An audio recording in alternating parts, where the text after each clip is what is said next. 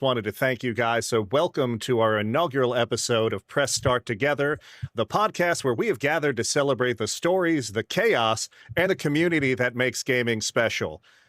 Each month, we're going to share things such as the games that shaped us, the trends that excite us, and the moments that make us love and occasionally hate this wild hobby. My name is Ed. I'm also known as the Altohollic. I'm the bard of bad decisions, and I specialize in side quests and emotional damage. I would love to introduce the other three streamers and gamers that we have here today.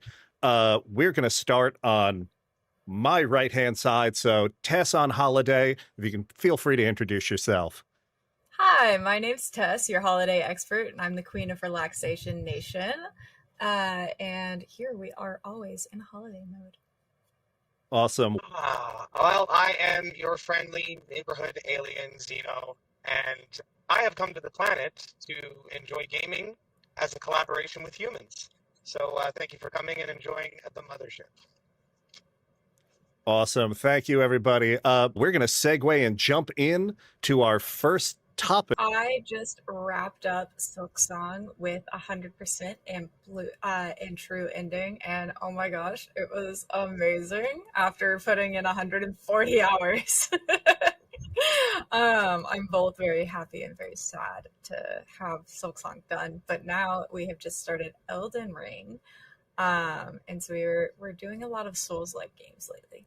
Oh, very nice. And you've only died like what, once or twice in each of those games, right? Just a couple. Xeno, what about you? What have you been playing this week? Thank you, guys. I have been playing a procedurally generated space game with tons, and I mean, I think the number is sitting at about 18 billion planets. So very vast game, lots to do, lots to build, and honestly just been enjoying the hell out of flying spaceships, like I usually do. Awesome. I know I've asked this before when it comes down to it, like, how would you recommend that game for someone who has never done like procedurally generated stuff before? Like what drove you into it? Or was it space? So I think the first thing that drove me to, I have to turn myself down, sorry, because I can hear myself. It's like the only way. So the first thing that drove me to No Man's Sky was the effect of how the game evolves. And as time went on, the game turned into what it initially was supposed to be when it first started. Because I mean, when it first started, it was a little rough in the air. A lot of people didn't really like it. So personally, I looked at what the creatures that were available, and it was like anything from bipedal monsters to flying creatures that you couldn't even really fathom. Like now it's living bubbles. Okay. So like, I mean, it's the amount of versatility, the endless content that really got me into it. Nice. Yeah, again, I've watched your channel a couple times doing it. It almost seems what like Spore promised itself to be back in the day, if that is dating myself. And that's awesome. But channel, we've been playing the remake of Dragon Quest 1. I'm really enjoying it. The Square HD 2D pixel art that they're doing for a lot of their remasters is incredible. And I just think it really lends itself to their classic games such as Dragon Quest. And offline, I have honestly been playing a lot of Ys 3 because I took a pause on Silksong because I wanted to throw my Steam Deck, and that's a very expensive device, and I don't want to do that. We finally met Donna, so it was only 15 hours later, and we met the character that is in the title of the game. But yeah, I'm really excited to get to know or to get to know a little bit more about you guys. So since we're all warmed up and we've already been talking about games, let's talk about the ones that made us pick up a controller in the first place. So each host, I gave them this question a couple of weeks ago. Pick a couple of games that shaped them. So the first games that made them really love gaming. And chat, feel free to type along in the comments. We'll read some out. Like, we want to make sure that this is not only, for us, and it's for you guys too. So we want to keep this interactive. While I say that, Tess, why don't you tell us what are the game or games that got you into What the gaming? good work was. This is a good Yeah, thing. so Thank you, Auntie. funnily enough, I'm also on the Nintendo train, only I was handheld. Mm. So my first device I shared with my dad, and it was a Game Boy Color. And the first games that I played was Oracle of Seasons and Oracle of Ages for Legends of Zelda. Oh, great I games. still love the series to this day. It's a God, yeah. huge part of my gaming journey, but then I took about a 10-year break from gaming.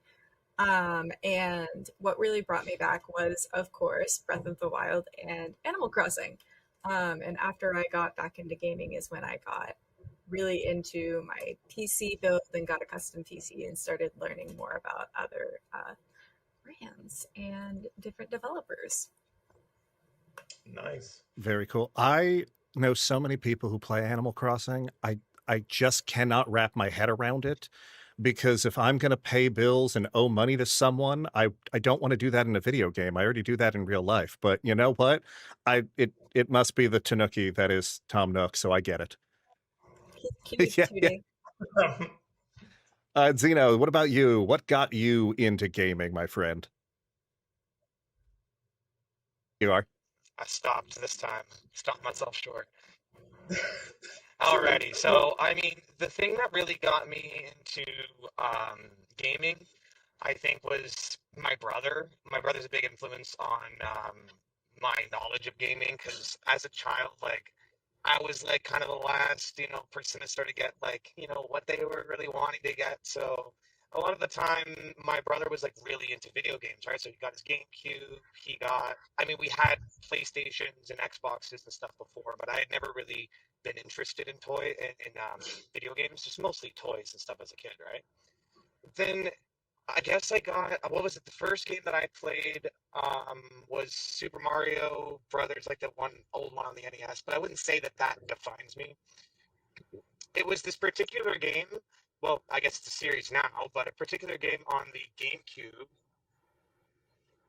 called Tales of Symphonia. Oh, Dude. And I think that you know what I'm talking about, right? oh yeah.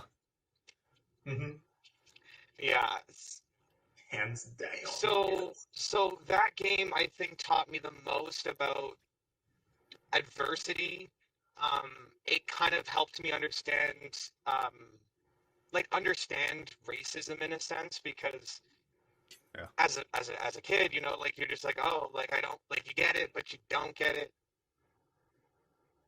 So that really kind of the relationship between the half elves and the humans in both different worlds of that game really sold home the point on, it's really not about what you look like and who you are. It's really about the substance of what you do. And just there was just so many things I could say about Symphonia's series, and even the Tale series as a whole, as that theme of adversity and doing their best to achieve your goals within the face of like tyranny and such most of the time. So it's a very good way to. I mean, like, as a kid, some of the stuff went over my head. So playing it years later, it really sold home that that did affect me. Yeah, no, that is an incredible game. I'm a little upset that the fact that you said you played that as a child, considering I had a GameCube in my college dorm room, but that is a whole different issue.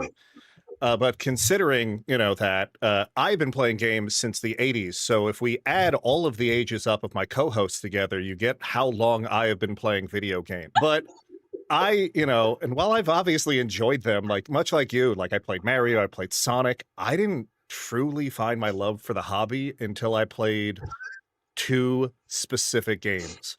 I'll start with the RPG because like the first one was Final Fantasy VII.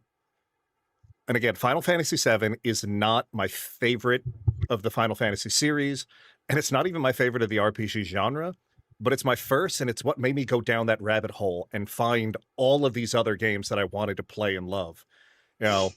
Without Square spending $1 million on advertising to get me to go, oh, that game looks kind of cool, I guess I'll try it.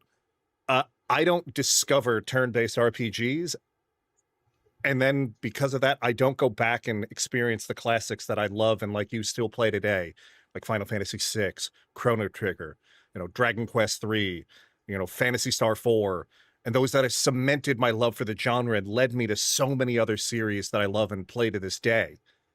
And the other one is probably one that no one else in this channel has ever heard of. And I'm hoping someone else in chat might have, but it's Command and Conquer. It is a like an RTS game. If you've ever played like StarCraft or Warcraft 1 through 3, games like those, it's the predecessor to like those. It's what got me into building and upgrading computers, actually. But it also got me into LAN parties. It got me into mods. It got me into custom map mapping. And without that, like I wouldn't have spent hours over the weekend playing multiplayer matches like online with my friend Brian. Hi, Brian. If you're watching, I'm sorry we haven't spoken in like 25 years. But without that, I'd never buy StarCraft and I never buy Diablo. And I never buy Warcraft and I play those. And without those, I never buy World of Warcraft. And then I don't start streaming. So like I can talk about those. Like it made this channel, ironically. And there's one honorable mention I'd like to give, and I don't want to say too much about it because it's going to be in a topic later on the night. And that's Castlevania Symphony of the Night, which I think if you guys have not played it, I know like a bunch of you are Metroidvania fans, but it's what introduced me to that genre.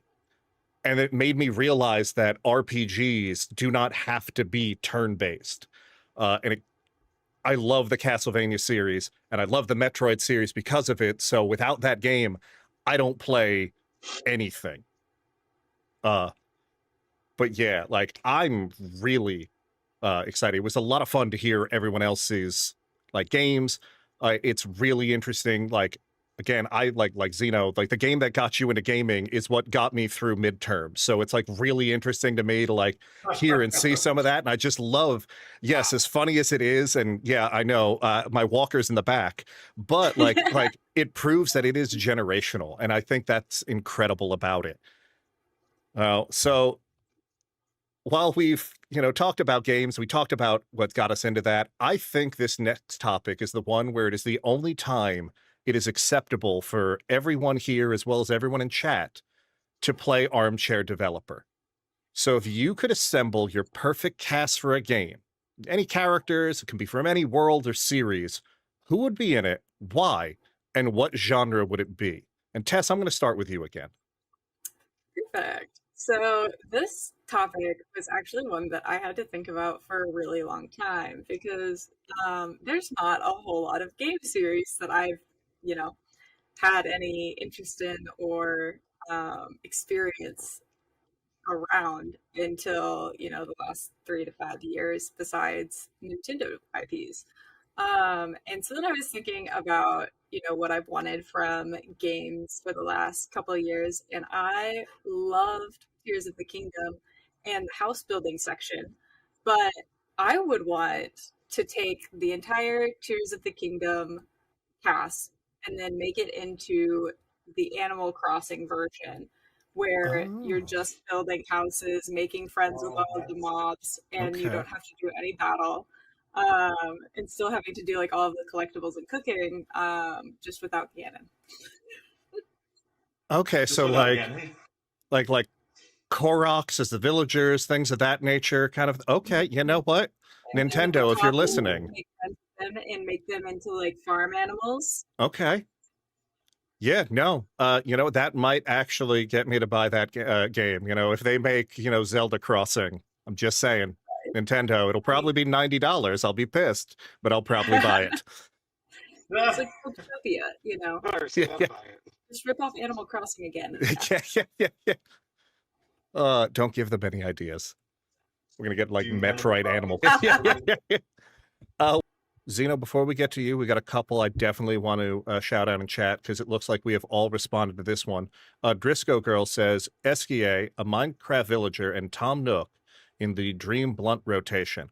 As long as there is not QuickTime events, I'm all in. And Pale King also says Animal Crossing caretakers with Doom gameplay. That's cool. I saw that one. I like that. I'm not opposed. You know what? Just Yes. poor villagers. Look, if you're good at the game, they don't die, Tess. So all of the villagers are going to die. No, who said Yeah, I that? was like, they're all But yeah, chat, feel free to throw out some more. Xeno, what do you have? What is your perfect game or cast, etc.? Has everybody seen the show Friends? Yeah. I know of Yeah. it. I like that. Stick the entire cast into Demon Slayer. Okay. So we take the cast of Friends and we put them in Demon Slayer. All right. Mm-hmm. Okay. I like it. Is this like an action RPG? Are we talking visual novel, or do you just... So we would be doing something more along the lines of, have you ever played Samurai Warriors? Yes. I've heard of Okay, it. so something similar to that combat and gameplay, but you have Chandler, Monica, and I feel like it has. yeah, I don't know. to be I've had a few mashups. All right. Yeah, no, I love that. I'm into it. I think we should definitely workshop this. For me, I mentioned Castlevania is one of my favorite franchises.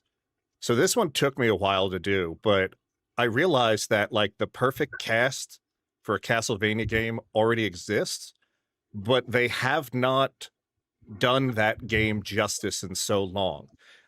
So Castlevania 3, which is what the Castlevania anime is based on, I think needs to be done as a turn-based RPG in the styles of like Expedition 33 and Trails in the Sky first chapter, that new remake.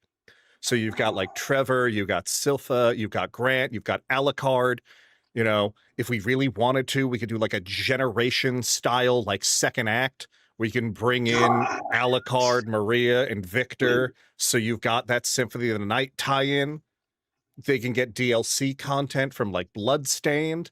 I think we need this because not only does Castlevania need a resurgence, but Expedition 33 has proven that if you add a parry and a dodge mechanic into it, people who don't play turn-based games will go out and buy them. And this is also my, not so subtle hint of telling people to play Expedition 33 as well as make it Game of the Year, because there are some people saying it shouldn't make it. No, Just sorry, I'm Somebody going was saying to something some about game of art the year. writers, and I'm like, dude, relax. Yeah. Relax. Yeah, I'm just saying, like that's what we need. And again, you add a dodge and a parry mechanic into a turn-based game, all of a sudden it's not turn-based. I'm just saying, more people will try it. Wait, I mean, early Final DXUs? Fantasy did that, right? Early Final Fantasy, yeah, they had the Late early.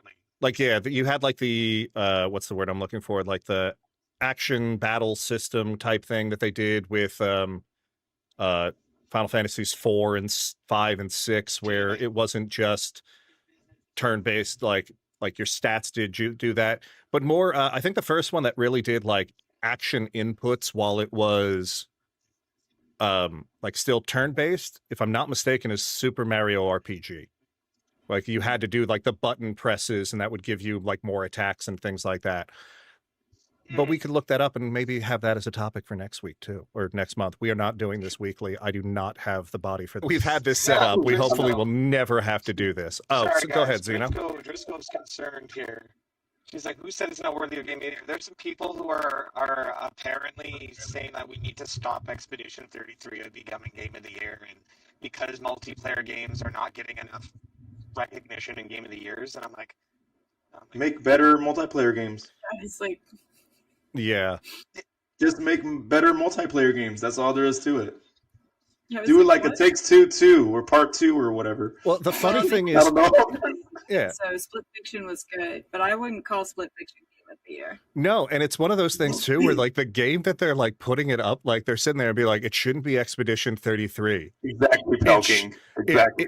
It should be oh, what did they say? Oh, arc raiders. And I'm like, sir, if you're gonna pick a game that should be game of the year, like, nothing against arc raiders, it looks like it's a lot of fun, but I don't think it has a story. And if it does, I don't think people are playing it for that story. Like, extraction shoot, that's like sitting there and being like, you know what should be game of the year? Fortnite, because they've got the Simpsons.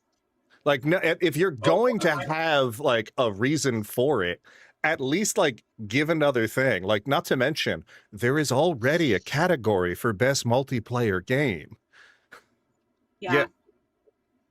And look, I'm all for, like, I think it should be game of the year personally, but at the same time, I am also okay with things like if people are putting things like Silk Song up against it, if they're putting things like, you know, the new what was it? The like, even some of the like remakes and remasters that came out this year and things of that nature. Like, fine, I'm all for it. I will listen to you, but I can't listen to somebody who's going to sit there and be like, it should be Arc Raider. It's because multiplayer games don't get enough love, and it's like the most popular games of all time are most likely multiplayer games.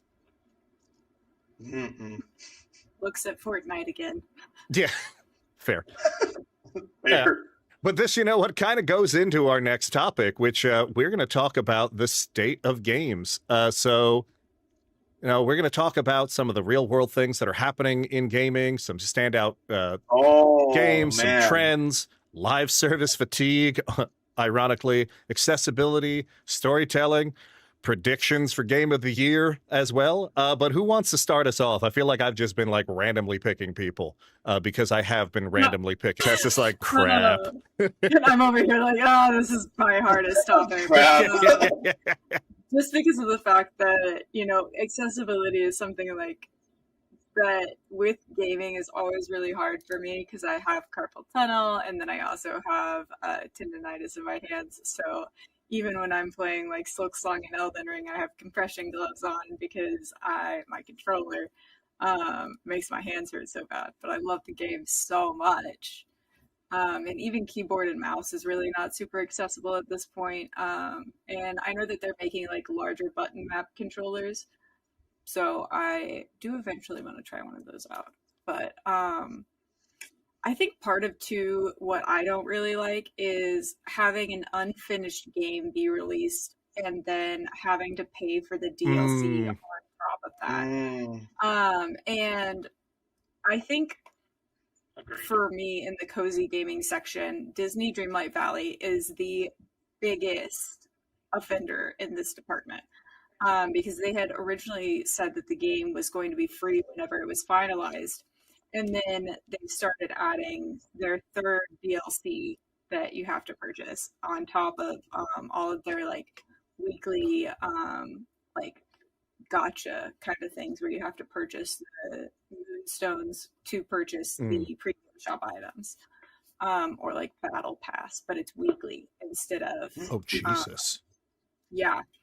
So Disney Dreamlight Valley, and I mean, is anybody really surprised that Disney's pulling this? But I am really excited that if you have the Switch 2, the Animal Crossing update is going to be free whenever it comes out in January. So I think that they have done that really well after already adding a paid DLC prior. Yeah, no, I 100% agree with you on everything, especially like the accessibility thing. Like I mentioned, you know, a lot of people don't know, like, in addition to a lot of the other things that I'm going through, I am completely colorblind. So like colorblind options, like things of that nature. Like when I was playing Spindle, you know, that indie game, it's gorgeous. It's a lot of fun, but it's like black on gray on white. And you can't, like, if Xeno wasn't in the chat for me in that game for half the time, I would still be running around with it now, like trying to be like, is this a rock? Is this a path? I don't know what this is. And like, I know he's not, you know, I don't believe you're colorblind, but even he was sitting there being like, wait, you can go that way? Where I'm like, well, if he can't see that, how the hell am I supposed to? But like a whole bunch of things like that. Like the amount of things that like developers like forget to put in. And I know that, at the end of the day, yes, we're like a minority when it comes to like the accessibility options, but they're toggles. Like, it's not going to hurt anyone if you put in a toggle that like puts a health bar over somebody's head because you can't see them, or like putting in a filter so that we could raise the contrast or something along those lines. Oh shit! Like, I am really like happy. Sorry. No, you're good. I'm like really happy that like I moved to PC, not because, well, I love having every console known to man, and their old games like based on it. But I love the fact that like if a developer doesn't do it, a modder will. But I don't think that should be the norm. I think it should just be like built into it. And I don't want to take up the entire thing because I have a bunch to talk about, and I know, Wes, you do too. So like we're just going to go into this, but before we go in, I think you might have exploded. Are we okay? I saw you take off the hat. Okay, no problem. Just wanted to make sure we are all yeah. My bit rate went down to 850, so Okay, got it. I was just like, and I just want to say, Nintendo, his views may or not be the views of all of us. So if you're still looking for sponsors, no. Yeah, it's like, we don't mean that in a bad way. Let's be honest, there are 2 first-party games that are not available on any other platform. Yeah. I would like to add, though, if you are exclusively a console player and you want to play both Nintendo and the cozy MMOs like Palia, or you want to play Disney Dreamlight Valley, the Nintendo Switch 2 is worth it. 1,000%. That's a good pointer. My bad on that, Tess. No. I don't disagree with you if you don't already own a Switch. But the Switch can't run Palia or Disney Dreamlight Valley. Can it not? They don't have Switch 1 versions of the game, or like they do. You're going to be sitting there with a loading time for about 5 minutes anytime you want to change scenes. I'm not saying it's a bad console. I'm saying it is not there is not enough of a leap yet for you to, if you already own a Switch 1, just deal with it for a little bit longer, because at the end of the day, I don't know if, slightly faster load times are worth spending double what the console originally launched at. And right now, again, there are 2 first-party games.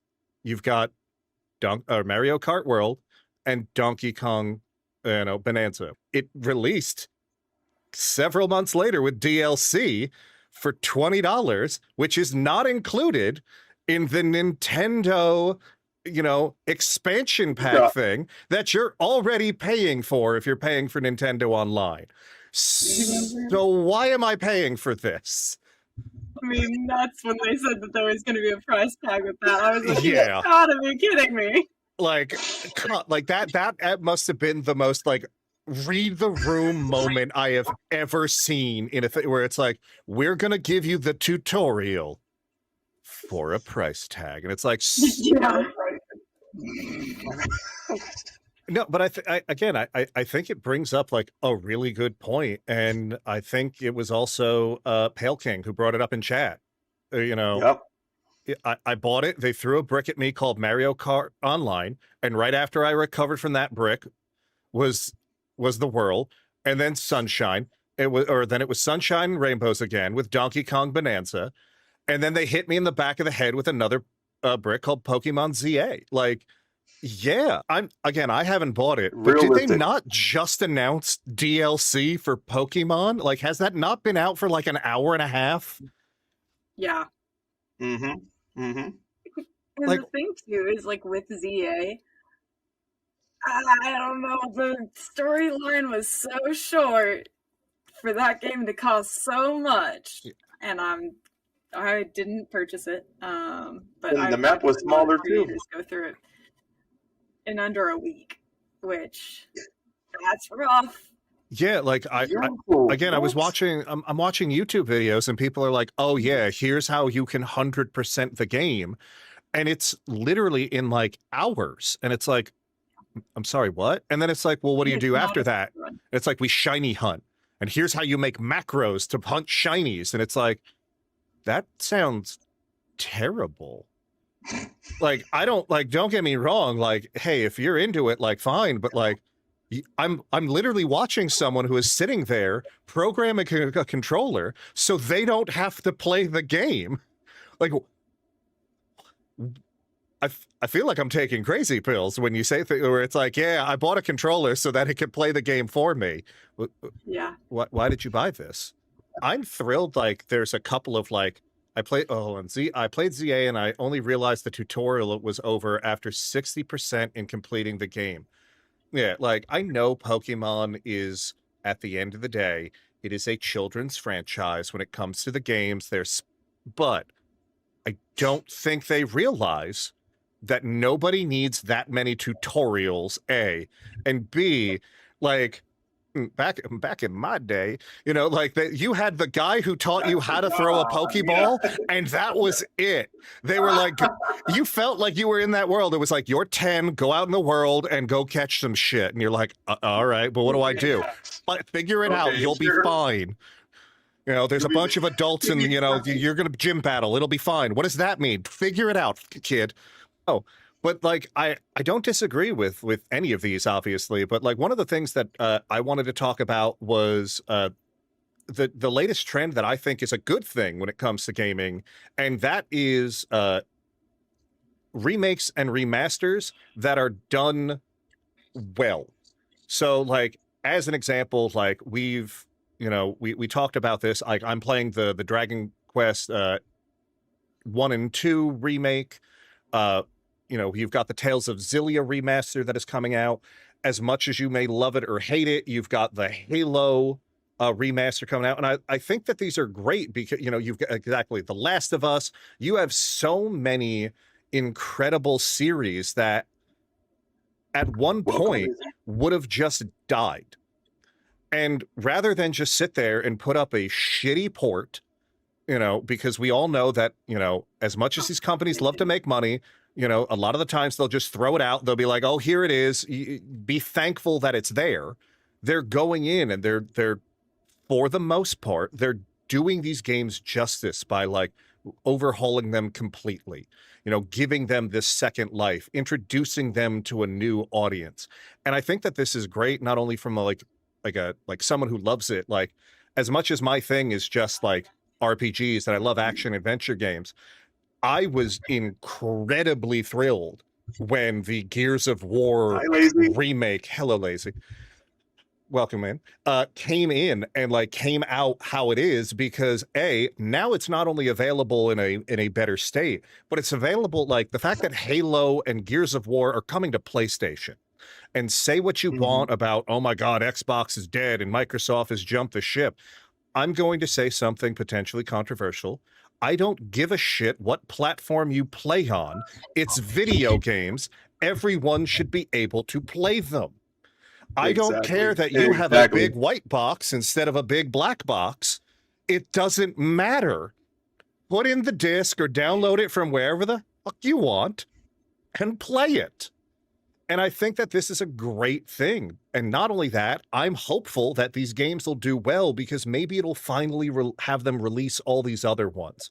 Like, again, I love the Gears of War series. Gears of War 2 and 3 have never come out on PC.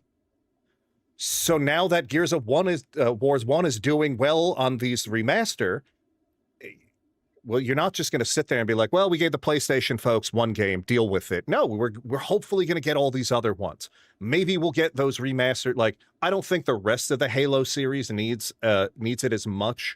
You know, the Master Chief Collection is great, but, you know, like, having the extra stuff. Look, if you want to throw out like an expanded universe or an alternate timeline thing, like, go for it. I'm all in that. Like, I think Infinite was a great, you know, it had a great campaign. I'm sure the multiplayer was fine. I don't do multiplayer well. My hands don't work like that anymore. I want to see more of these things. Like, I think that this, like, I will be 100% honest. I think one of my favorite remasters that has come out, or remakes that has come out in the most recent years is Super Mario RPG. The one that came out on the Switch is fucking phenomenal. Dude. And the Yes, fact I that agree that with even came out, you know, is phenomenal. And that opens the doors to so many things, because like I own an Xbox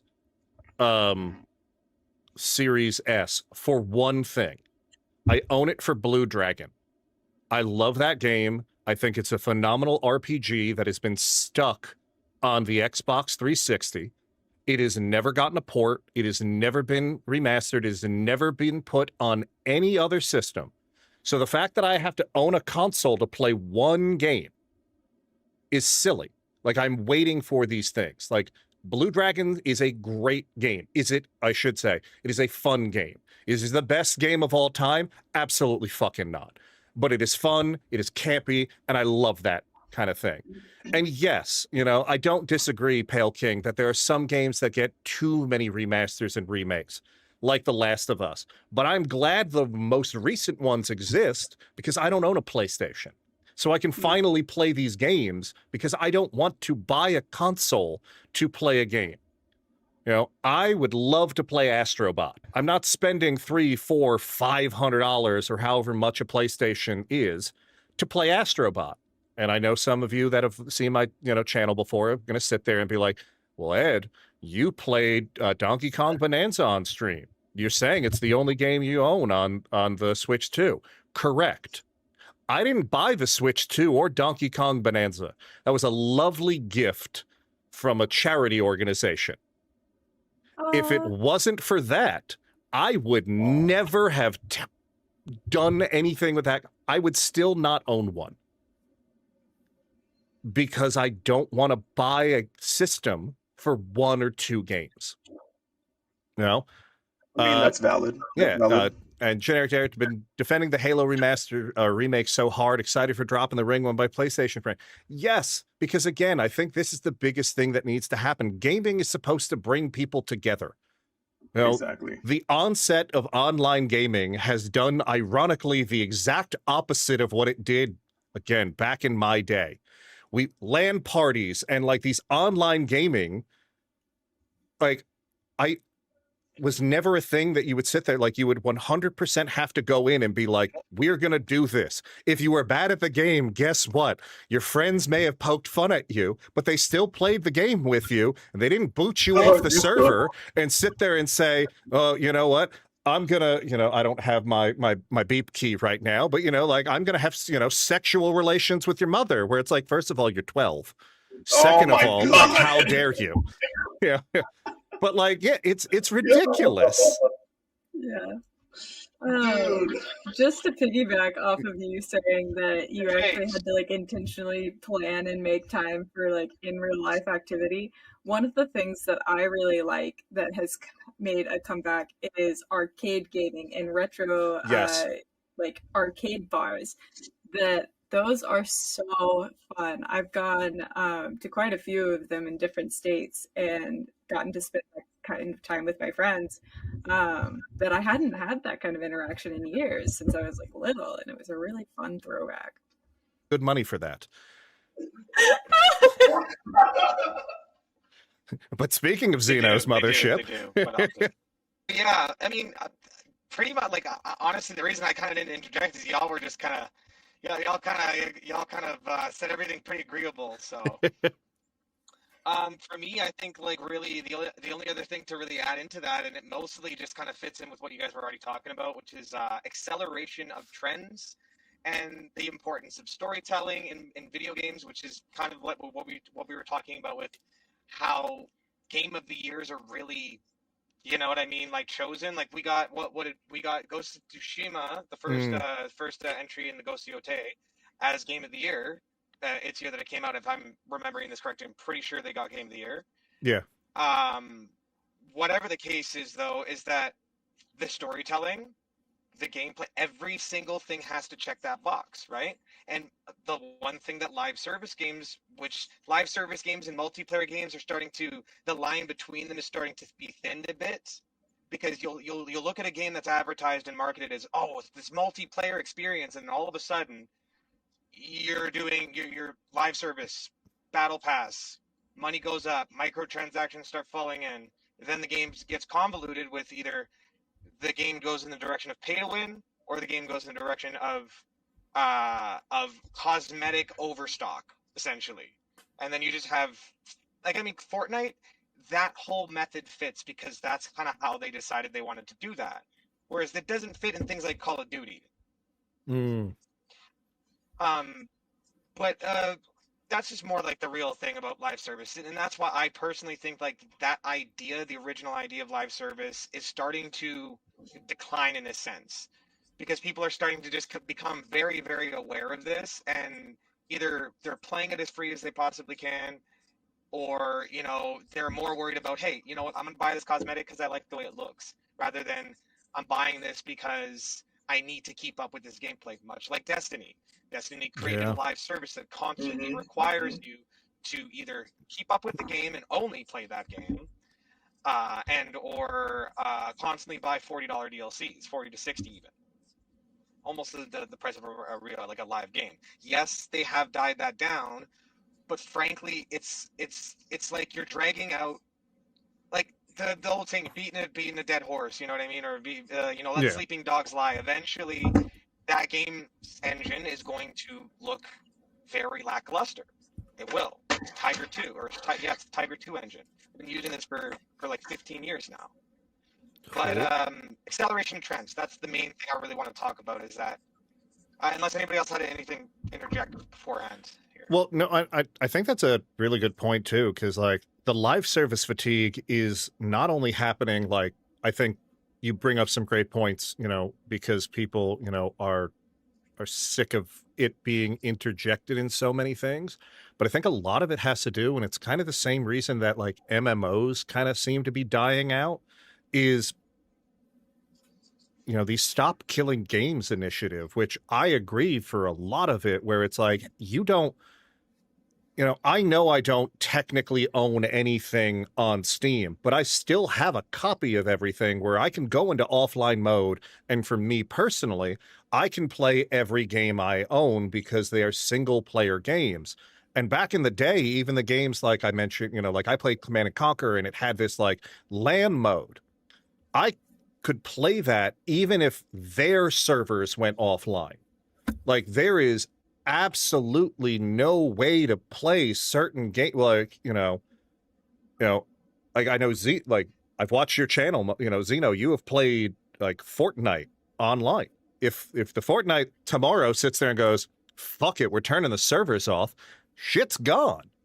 And you know, like, there's an entire like group of people who, which is a frightening thought in of itself, who grew up with nothing but live service games. And I think they're starting to finally see that they're like, hey, what do you mean they're getting turned off? Like, it's nuts, where it's like, they can do this. What do you mean they can take away my things or ban me? And a lot of these kids are becoming very shy on that idea that what they're growing up with right now isn't how games originally decide. Like, they'll look at us and be like, oh, why are you playing that old game? And I'm like, because I can play it. Yeah. And I can play it on my phone. I can play it on a handheld. I can bring it with me to a cottage and play it. I don't need to have the best internet connection. And that's another thing, is the internet connections. I'm already paying $80+ for maximum, as high as I can get it, internet, so that I can play these games that you expect us to want to play and stuff. You're like, oh yeah, you know, the next game that's going to come out is going to be like, say you get a game that's like not live service, for example, that isn't, I need a constant connection to the internet to play the game. You get one of those games, and then the next game, the sequel that they do, completely robs you of that ability. It feels a bit like betrayal. It really does. Yeah. And honestly, like, it's just, there's so many, I hate I don't even want to call it trend, because unfortunately it's been happening for years. Like, I am all for anti-piracy. It's true. Like, anti-piracy measures, I'm all for. I understand them. I don't, you know, I think people should get paid for their work. You know, if you can't afford a game, you know, wait for a sale, but, you know, there's no need to, you know, pirate it or steal it. If you don't like the company, don't download, you know, just don't play the fucking game. But then these things like de novo and these always online requirements for single player games are the dumbest fucking thing on the planet. And I don't know if anyone is a family friendly channel, so there goes my Nintendo sponsorship money. But like, it's insane. Like, what do you mean that I have to be on, like, I think Elden Ring, when it first came out, was like, what do you mean I have to be online in order for you to verify that I am playing the game the way you want? It's my fucking game. I'm playing in the single player mode. I don't want to go online. I don't want to play with other people. It's if it's a co-op game, all right, fine. I can understand the need to like go online. Or if it's a competitive game, I am all for that. I'm not all for kernel level anti-cheats because that's a whole different issue and a rabbit hole that we could all go down. But I just think it's just ridiculous that like this is what we have to put up with. Like, it's bad enough we have the launcher situation where it's like you need like 45 different game launchers in order to play everything you want. But like, I shouldn't have to see a BattleEye prompt while I'm loading a single player game just because you're afraid that someone may pirate your game. Figure out a better way. Gotta be a better way. That's and like not. this is another thing I was gonna like. This is more of an open topic, so anybody can kind of like chime in, like, because it's just sort of like acceleration of trends. So like how fast trends tend to take off and slow down versus ones that seem to just kind of continue on throughout a long period of time. Like the shelf life, I think personally, of some memes and some certain things are about a month and a half to 2 months. You know, when's the last time you heard Jet 2 Holiday? Like, I mean, unless that's where your content is and you hear those videos a lot, you're not going to see it anymore until the trend starts to die out. So I know that algorithms push trends and obviously the viewership pushes trends, but like things like gaming trends, we tend to see it a lot with games like Arc Raiders. This is a good example is Arc Raiders. It Yes, came out, perfect it was example. severely hyped up, and now you have a divided fan base. Mm-hmm. You have the people who are like, this game is the best thing that's ever happened. And then you have people like, this is literally the same extraction slop that we're used to. I wouldn't mind trying it because I've heard the AI is decent, which is what most of those extraction games have a problem with. Or like the player base. Like I've heard that, oh, it's really fine. Like nobody actually grieves. And then I've heard every single person grieves. Yeah. So if you have such a divided fan base and such a divided community, then either somebody's lying or somebody's trying to push the wrong narrative. And that's what I'm saying. Trends become narrative pushing. And that's the thing. It's like, you can always hate a game. You can say, hey, I don't like this game.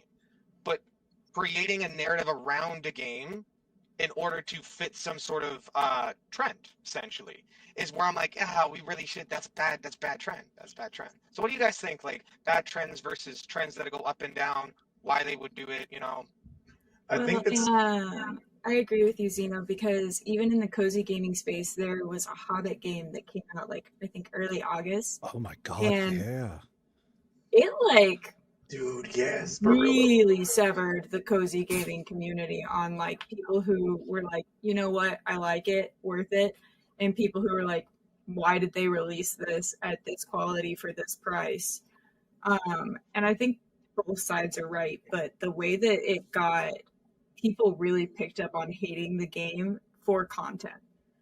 And I don't think that that should ever be okay. It's different if you're expressing your opinion about your experience. But whenever you start making videos about just like the hate train on this game, that's going to affect the developer's ability to ever do anything ever again. Yeah. Helldivers got review bombed because of PlayStation requirement sign-in.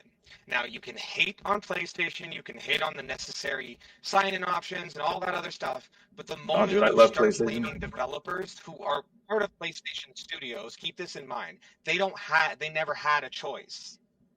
You sign that contract, you say, hey, this indie developer, we're going to give you the chance to make your game, which in its own rights was successful. But the point is that if you're going to review bomb just for the sake of personal opinion, Not some sort of wide-ranging, okay, there's fundamental problems with the game. We can talk about that in a whole other thing. We can talk about problems with how the development is. But it's because people expected a title, and this goes back to the live service thing. They expected a title that was going to last years, whereas Helldivers 2 was never intended. No, and this is from the developer's mouth. It was never intended to be a game you played for over 56 hours. Yeah. It was never intended to be like that. The gameplay loop is not built like that. You know? When they added in extra levels, it was never intended. It was only supposed to go to level 50. They said, okay, we'll add another 50. And then people were like, no, we need more. We need more. We want to grind this out. And that becomes a problem, because then you either have to shunt out on storytelling, which is what ended up happening. They tried to be able to tell a narrative, but they ended up spending more time rebalancing the game anytime they added something. Yeah. Yeah, no, it's ridiculous. You know, like you said, like, it's ridiculous. Like, the review bombing for things.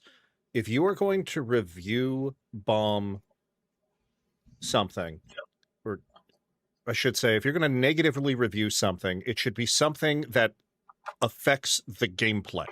You could have an opinion on something. Like, again, I am not going to go to a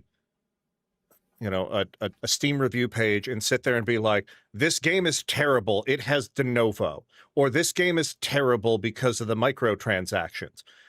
You can put that in your review, but that shouldn't be like, you're reviewing the game, and unless the microtransactions are ruining the game play loop because, hey, I cannot progress unless I am paying X amount more money that is not part of my original agreement, I am all there for. But it's the same, like you mentioned earlier, where it's like, I don't know who to believe when it comes to Arc Raiders. It looks good. I've seen the videos and I was like, hey, this looks like a good game. It might be kind of fun. I enjoy Helldivers. It seems like I don't want to say a different game in that kind of same vein, but at the same time, so did Anthem. And Anthem, they just were like, oh, it didn't sell X amount of copies. Oh, we give up. And I'm afraid that Anthem's a fundamental problem. That's the thing. Yeah, and I'm afraid that that's going to happen. You know, like someone also mentioned Concord. You know, people started hating on Concord before they even played it. Pale King has I think it's the exact correct statistic too, but 50% of the people who reviewed Concord had never opened it. Now, don't get me wrong. I am not going to say Concord is a good game. I'm not even going to say Concord needed to exist, but you can have your opinion on something, and it doesn't, but as Tess said, the developers didn't make a lot of these choices. Like, the developers made a game, and at the end of the day, you can like the game, you can not like the game, but like, who are you to sit there and be like, it's the same thing we were talking about, where it's like Shroud trying to get people to pick a different game for game of the year. He's never played Expedition 33, but he just doesn't want it to win because he doesn't like the hype. Generic Derek has a wonderful point. If I had listened to the internet, I would have never played South of Midnight. And South of Midnight is a phenomenal game. I honestly think it is a wonderful game. Is it one of the best games of all time? Absolutely not. Is it a fun game for the price? Absolutely. And I think that that's also something that people need to realize when it comes to these trends and these review bombs and things of that nature. Like, they're ridiculous. Like, and there is expectations you can have, but you also have to temper them. Silksong is a $20 game. Silksong is phenomenal. And I think I would happily pay $40 for Silksong. I would vote for it too. Yeah, would I pay $60 for Silksong? I don't know. Maybe, probably based on these other games that are $60 to $70 to $80 now. I think, but I think that when it comes to these things, people need to realize that these indie games that are out there are providing a as good, if not better, value for it, but you also cannot rate them and hold them to the same standards as these AAA studios. And I'm not saying that they can't exceed or excel in them. I think Team Cherry has done better than a lot of things that, EA has put out in quite some time. Yeah, Silksong is a $40 game disguised as a $20 game. 100%. We was telling the dev he would have paid $90 for the game gladly. I mean, is that $90 Canadian? Because that's like $40 American right now. Well, and Team Cherry too with Hollow Knight, their DLCs, they did release 3 separate DLCs for Hollow Knight, and they were all free if you purchased the base game. Yeah. So yeah, I'd be willing to pay $60 to know that the DLCs that they'll make for Silksong will be free. Hell yeah! Guy there, every update they've ever released has been free. Yeah. Every Breach update, every single added addition to the game has been free from the start and continues to be free until I guess their next game that's coming out next year, Light No Fire. Yeah. Something like that. Light No Fire, I believe. But that looks amazing. Absolutely amazing. Yeah, $60 Silksong, $65 Pokemon Z, right? Yeah. Right. Well, and I mean, unfortunately, I think, before we move on to one of our last topics, like, I think this is something we need to talk about too, when it comes down to it, where I'm like, look, I am understanding that the world is a different place. Like, the inflation is through the roof. Everyone needs everyone needs to make more money, and everyone needs to get paid. But to bring up a point that, we all, made earlier, games are not being released in a finished state. And now they are costing more than ever.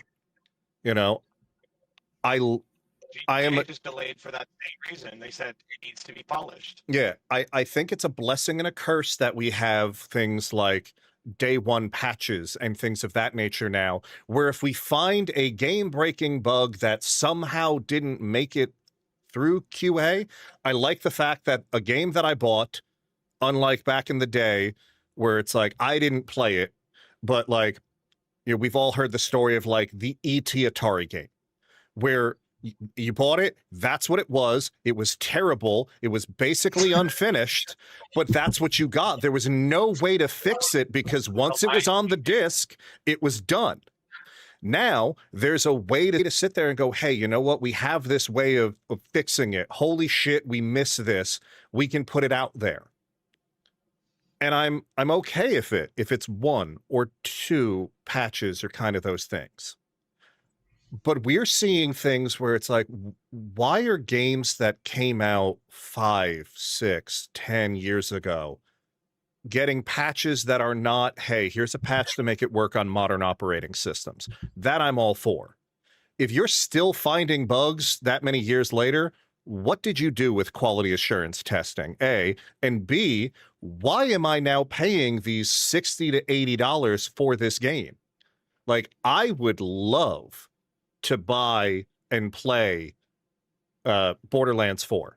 I think it looks great, but has Borderlands 4, if I'm not mistaken, has already had like 4 to 5 patches. Several of them have been performance. A bunch of other ones have been balancing, and it's already gone on sale twice. But then when it's not on sale, it's $70 for the base game.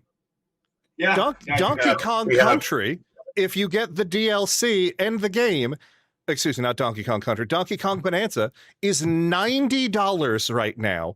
And there's rumors of it getting additional DLC because it is a $70 game with a $20 DLC purchase right now, and potential for additional DLC. I am sorry, the monkey game not worth $90. It's a hard sell at 70. So like, I'm going to go, again, and say something that some people may find controversial again. I don't think the DLC is worth $20. Yes, it's a roguelite. You get one island and a roguelite battle mode. It's one island and a game mode. those are things that you used to get for like free. This is the equivalent, in my opinion, of them charging $20, or if they charge $20 for something like the Mario 99 thing, where it's like, hey, here's a game mode, good luck. Oh, Zeno, you had something. It was just something to agree with you and something you would understand too. Just really just to add to your point. On the GameCube, Tales of Symphonia is 2 discs. It'd be like if they were like, "Hey, here's Tales of Symphonia 1," and then just Yep. Honestly, the worst one right now about it is, and as much as I like the game, it is Final Fantasy VII Remaster, or the remake, or whatever the fuck they calling the 3-part right now. It is $50 to $70 per game, and it's not even full games. You are splitting up what used to be a complete game into 3 games because you like money. Like, what the hell? Exactly. Yeah, no, agreed. At least they the ball mechanics and everything. Yeah, but at least they lost the most recent patent, which, like, you know what? Like, don't get me wrong. First of all, I like Pal World. I think it's a decent game. But Pal World. yeah, it's fun. The fact that like are you that afraid of something that like may quote unquote even like infringe? Like, yeah, are you afraid? Good, you should be. No offense, the last couple of Pokemon games have been absolute dog shit. You know, they run like crap. They don't have a storyline. Like, what is the purpose of them? Like, you released Pokemon DL. That's all I gotta say. Legendary. Yeah, you put in some of your Pokemon DLC was literally just for Sword and Shield was like, oh yeah, by the way, we're able to add in more Pokemon. Give us $20. I'm sorry, what? Pokemon that should have been in the game. Yeah. Well, I am all for DLC when it is adding things to the game to either give me more content because you're like, hey, we came up with a new idea, or we have like additional stories we want to tell. Fine. But as you said, like earlier, like we're in the area, like early access games have ruined DLC, because what DLC is now is just release whatever the hell we can, and we'll charge people for the finished product, and we'll charge them more. We'll call it DLC, or we'll call it an expansion pack, or we'll call it part 2, and they'll accept it. And you can sit there and say all the Reddit BS and the gamers rise up thing and have all the YouTube videos, but the average person is sitting there going, shut up and take my money. And it's never going to change. Pale King is right. Yeah. Shadow of the Erdtree is Hello, Ballin. But Pale King is 100% right in this. Shadow of the Erdtree is a perfect example of how to do DLC right. You can play the entirety of Elden Ring, get a full story, not buy Shadow of the Erdtree, and you would never know that it existed. But you buy Shadow of the Erdtree, and it's like, oh, it's almost like a complete new game. And I am all for DLC like that. Yeah, ZA, we are looking at you. You're dog shit. If I want to play a Pokemon game in just one town, I will go back to playing Pokemon Go. We're never ever getting sponsored by Nintendo. Nope, but Pal World, you got my number. It was like, look, here's the thing, though. What about my horse armor? What? This is important, damn it. But yeah, no, I feel like honestly we need to. Metroid Other M doesn't exist. What you mean? Ooh, that's so funny. Before she got betrayed by her, whatever. That was a mess. That one was a mess. It's my fault.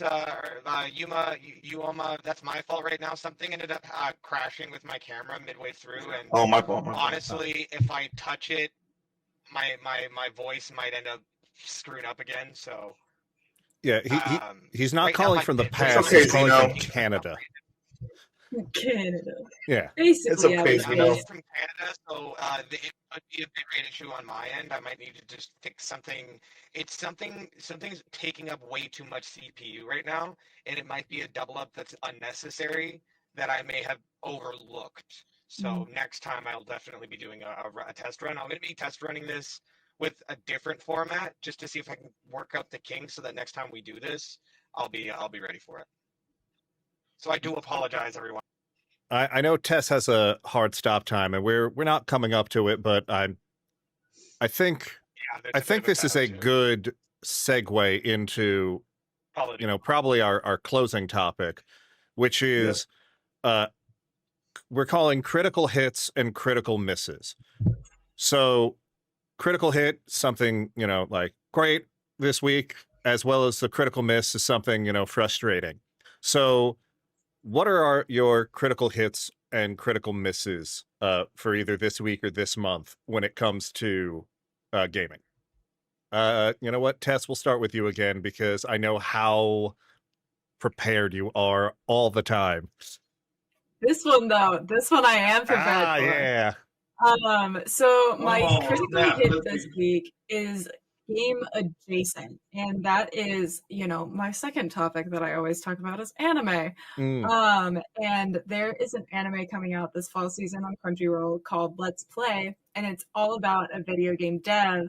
And she's an indie dev who gets review bombed by this giant streamer that ends up moving in next door to her. It's also a romance, but Oh. I mean, Oh. I love those.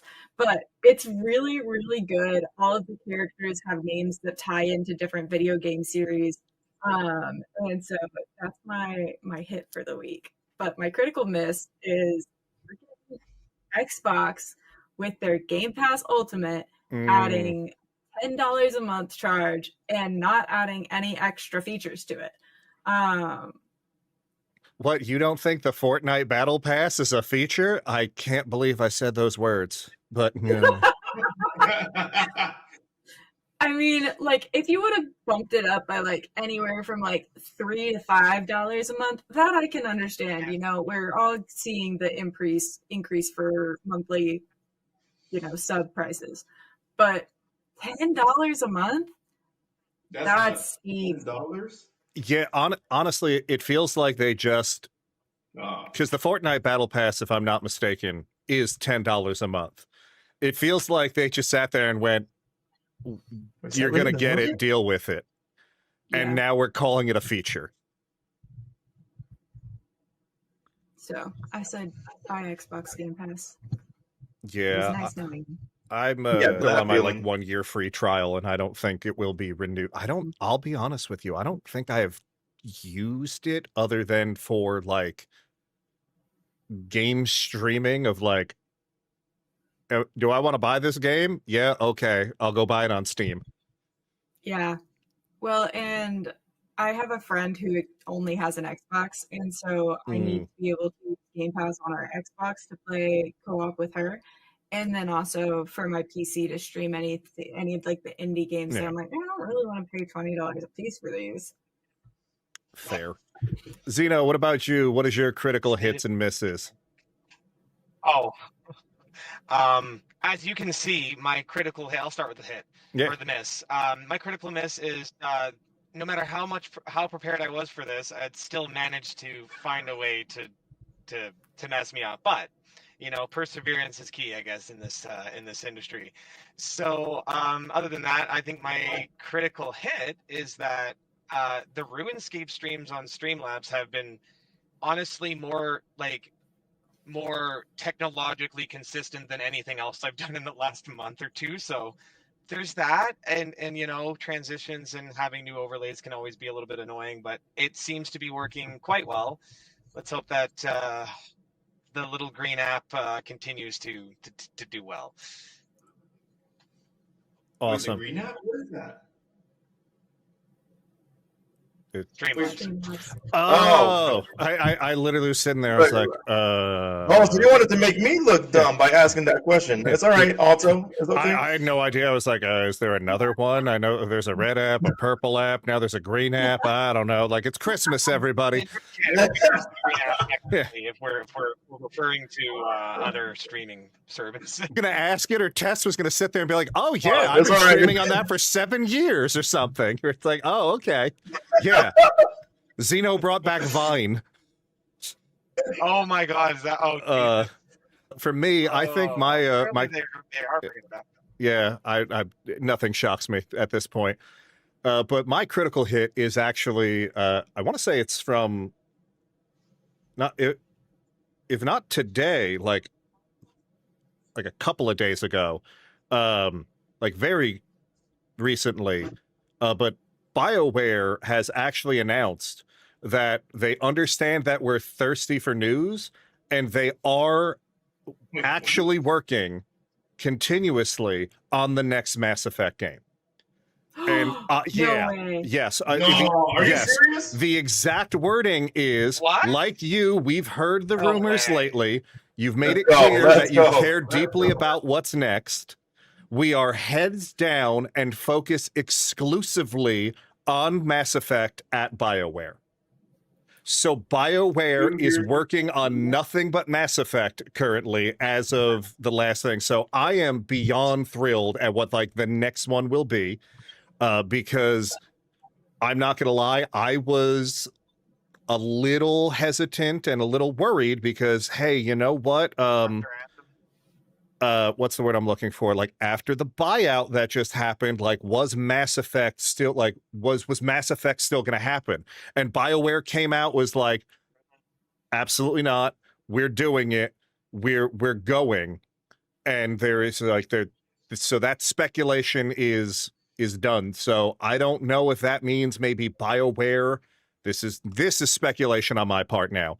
If they do not stay, will BioWare stay with EA? That hasn't been announced, but BioWare as a company has said, we are working on the next Mass Effect. So I'm excited about that.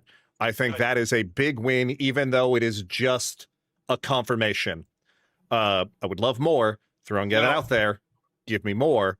But for me, the critical miss this week is, I don't know how many people have heard of it, but I have been really excited and following Marvel's 1943 Rise of Hydra. It is a game like where you're Captain America in like the World War II, and unfortunately it has been delayed yet again.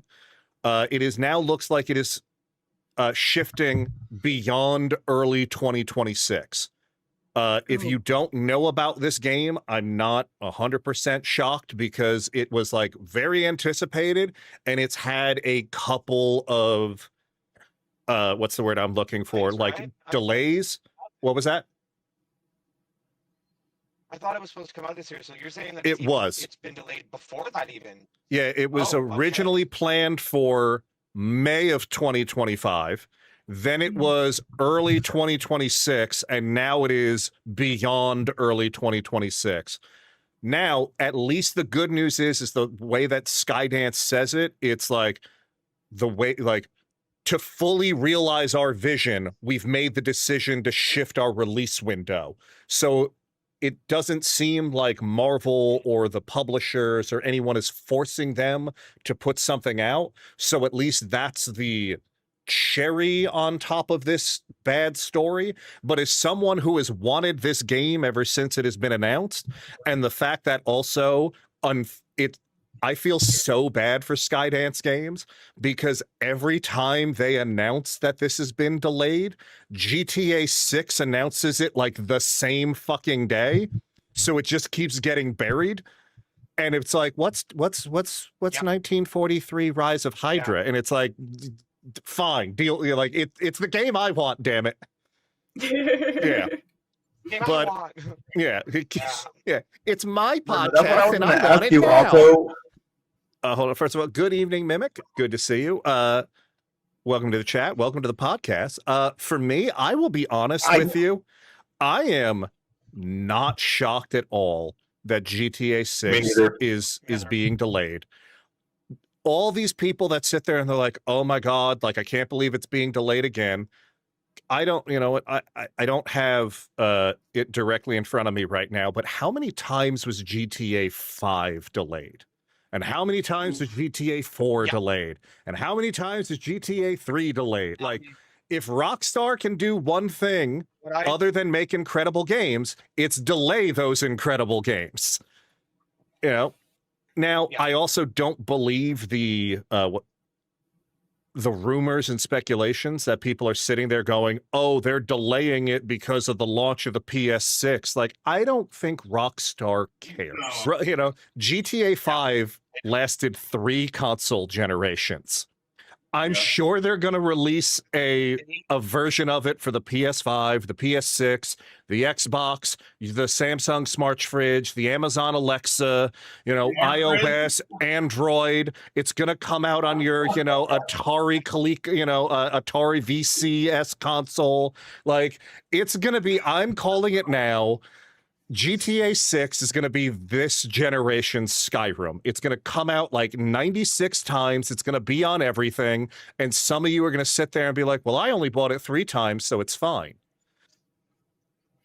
We waited too long for this. And frankly, but if they they can't afford for this game to not to release with really bad bugs, with any game-breaking bugs, with anything that anybody can go and sit there for 6 days, like Tess was saying, make whole series about how bad this game is because of this one thing they hate. They don't want any of that. They're literally going to be like, anything you say to us, it doesn't matter. You know what I mean? It'll be inconsequential. I'm sure there's going to be bugs. I'm sure there will. Oh yeah. But it's